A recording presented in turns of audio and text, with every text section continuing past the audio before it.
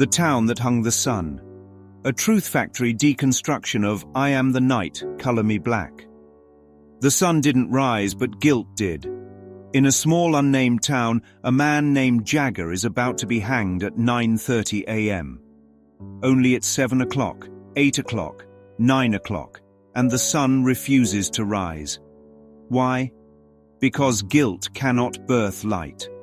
Because projection cannot produce clarity. Because hate once cherished becomes weather. This is not a story about a hanging. It's about a collective crucifixion of the mind. Who's in this dream? Jagger, the symbol of conscience and condemnation. Sheriff Charlie Koch, the ego's sleepy, passive enabler. Deputy Pierce, the loud, insecure voice of projection. Colbey, the editor, the conflicted intellectual who hides behind facts. Reverend Anderson, the split mind trying to spiritualize egoic justice. The townsfolk, the chorus of unconscious guilt demanding sacrifice. Why do people gather to watch a hanging? Ella asks this early on. A throwaway line? No, a central question. The ego feeds off punishment. It finds pleasure in projecting guilt onto another form. Just like the crucifixion, the hanging is a ceremony, a false ritual of cleansing. But in truth, it only recycles the guilt. The people don't gather to heal. They gather to keep the wound open on someone else. Darkness as collective mind state. At 7:30 a.m., logic says there should be light. But logic serves perception, and perception is governed by belief. The town believes in guilt.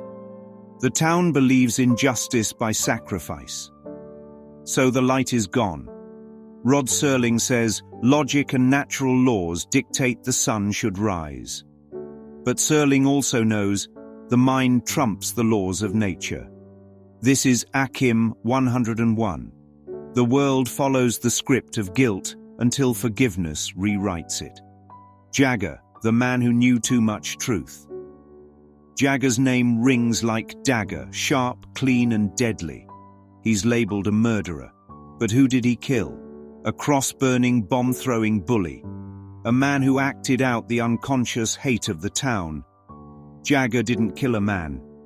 He killed a symbol of the town's secret pleasure, racism, power and projection.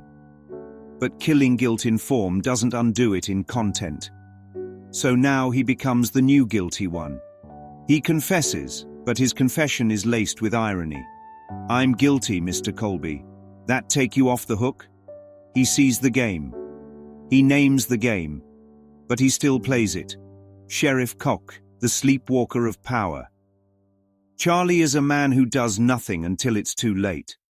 He didn't order the autopsy. He bowed to the townspeople. He knows the powder burns prove something different. He saw it, but didn't say it. This is how guilt stays alive. By silence. By passivity. By wanting to stay liked. In ACIM terms, this is compromised perception, where truth is known but not accepted. Here we are, gentlemen, treading water in a sewer.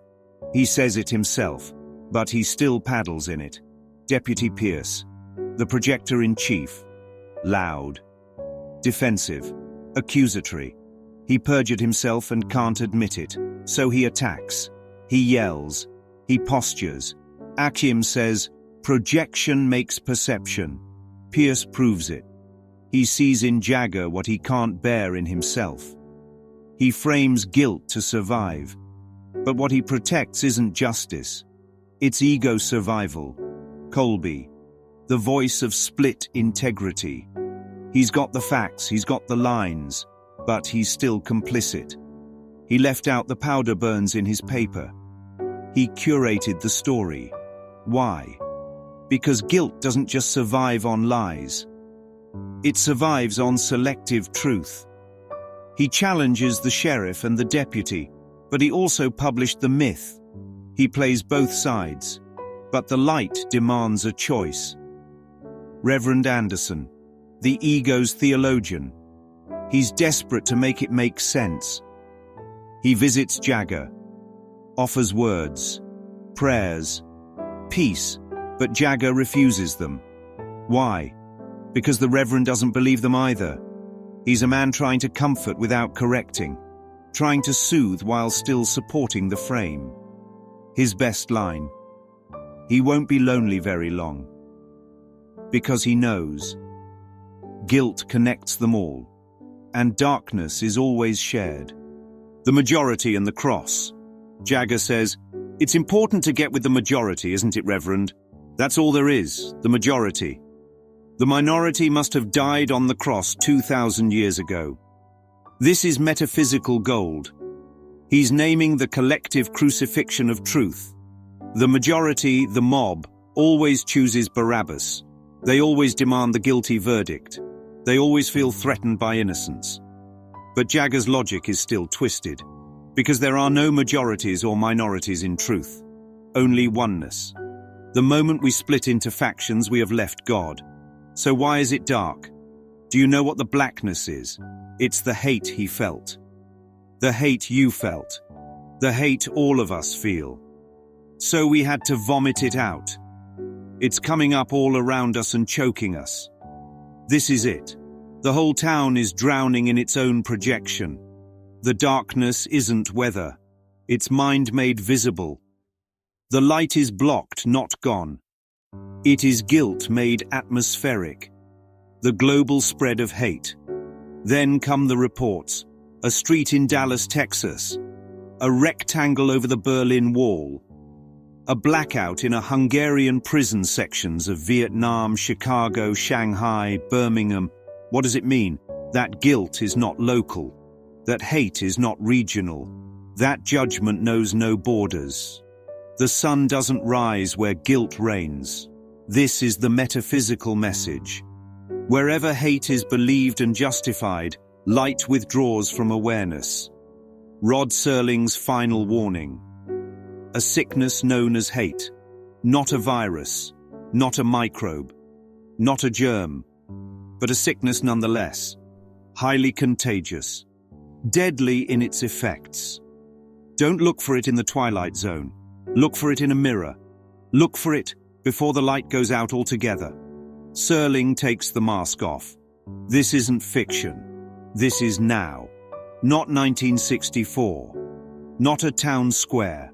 Not just Jagger. This is every moment the mind chooses judgment. Every time we prefer being right to being at peace. Every time we gather, mentally or physically, to crucify a brother. The darkness doesn't come from the outside. It comes from a belief in separation. And that belief still governs most of the world. Metaphysical mic drop. The light never left. In A Course in Miracles, we're told, "Light and joy and peace abide in me." Lesson 93. The light has come. Lesson 75. So if the light has come, why is it still dark? Because the light is never forced. It waits. The sun in this episode never went away. The people just stopped choosing to see it. It's not about punishment. It's about perception. Final Truth Factory verdict. This episode doesn't condemn a town. It doesn't even condemn hate. It exposes what happens when hate is hidden, when guilt is justified, when judgment is honored. The darkness is not the punishment. It is the symbol.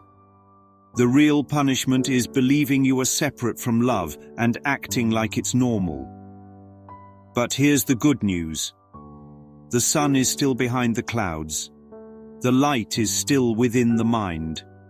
And no matter how deep the guilt, no matter how long the darkness, the instant a single brother is truly forgiven, the clouds must part. That is the real resurrection. That is the real atonement.